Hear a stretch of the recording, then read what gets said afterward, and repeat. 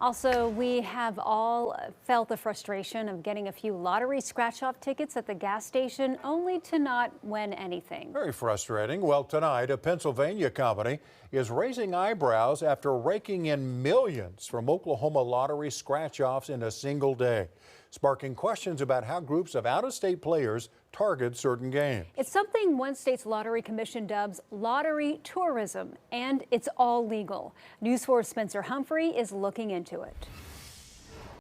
This all began when one of you emailed us, perplexed at how something called Friendly Enterprise LLC out of Philadelphia managed to end up on the Oklahoma Lottery's list of recent scratch-off winners a whole bunch of times, all on the same day. Well, they bought up a bunch of these $100 limited edition deluxe gold scratch-off cards from the Oklahoma Lottery. The top prize, $5 million. And when they scratched off one of those cards, they won that top prize, $5 million. The list shows they won another one worth $10,000 and 18 more, each worth $1,000. In total, Friendly Enterprise raked in $5,028,000 from 20 of those deluxe gold scratch-offs, all on August 8th. The odds of that happening? A really long 72-digit number I'd never heard of, 345 duovigintillion to 1. To put that in perspective, that's like rolling a die and having it land on the number 1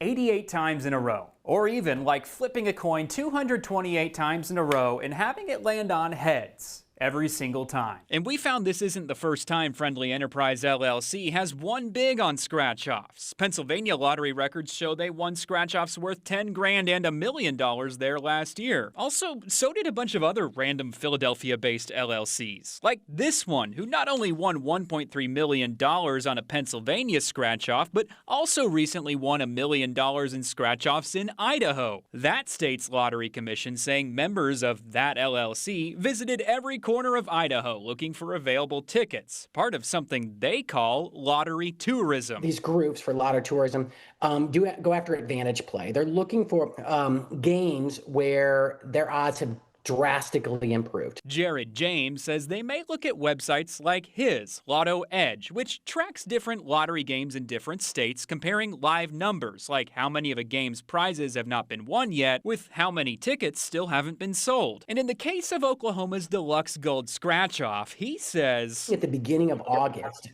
there were only 15% of all tickets remaining to be sold. And both of those top prizes of $5 million were still outstanding. What likely happened? Friendly Enterprise saw those odds looked good and hedged their bets. Likely the same for all those Lotto Tourist LLCs. It doesn't take a math degree to do this. It's a really simple math. But who is behind Friendly Enterprise? Pennsylvania business records say it's a 78-year-old man named Shi-Tao Ye. He does have a PhD in statistics from the University of Pennsylvania and a long career in mathematics. We had a hard time finding a number for him, but we did find his son, Andrew Ye. Right? And I was like, whoa, right? This is really odd. He told his dad what we found. He thinks I'm getting scammed.